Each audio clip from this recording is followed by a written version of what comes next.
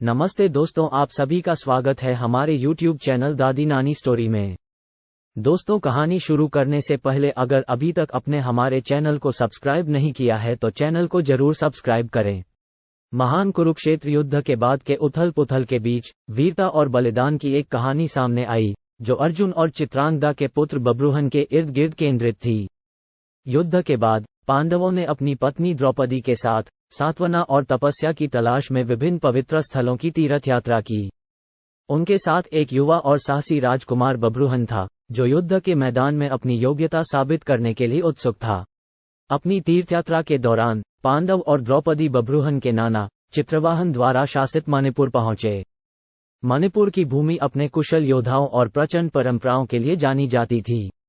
जैसा कि भाग्य में होगा, पांडवों और मणिपुर के लोगों के बीच संघर्ष हुआ।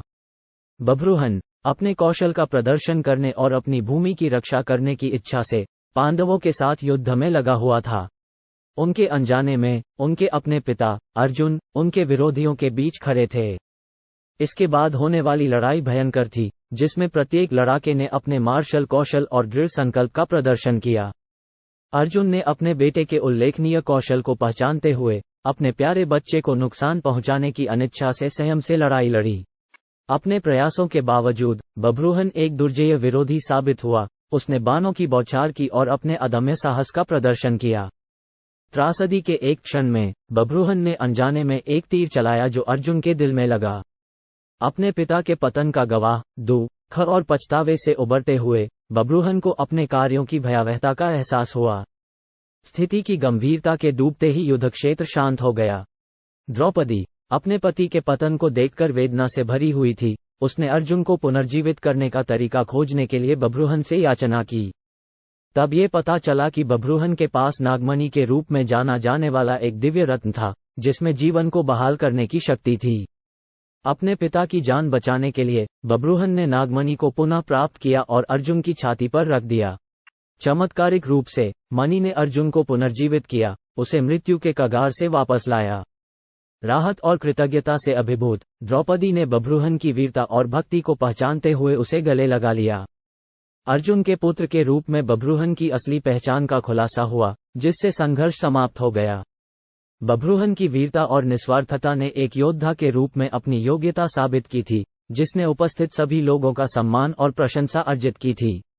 उस दिन के बाद से बब्रुहन के वीरतापूर्ण कार्यों का जश्न मनाया जाने लगा और उन्हें बहादुरी और संतानोचित कर्तव्यपरायणता के प्रतीक के रूप में सम्मानित किया जाने लगा।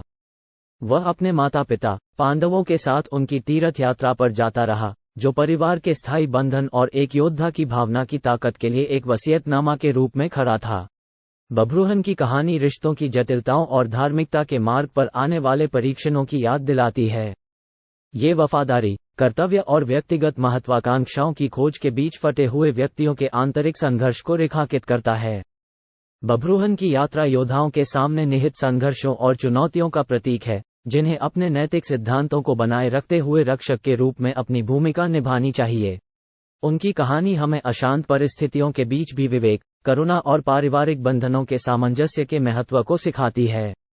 बब्रुहन अपनी बहादुरी के माध्यम से एक सच्चे नायक के गुणों की मिसाल पेश करता है, जो प्रतिकूल परिस्थितियों का सामना करने, गलतियों से सीखने और मजबूत और अधिक दयालु बनकर उभरने के लिए तैयार है। उनकी कहानी महाभारत के विशाल टेपेस्ट्री के भीतर साहस, मोचन और संघर्ष पर प्रेम की विजय की शक्ति के एक कालातीत वसीयतनामा के रूप में प्रतिध्वनित होती है।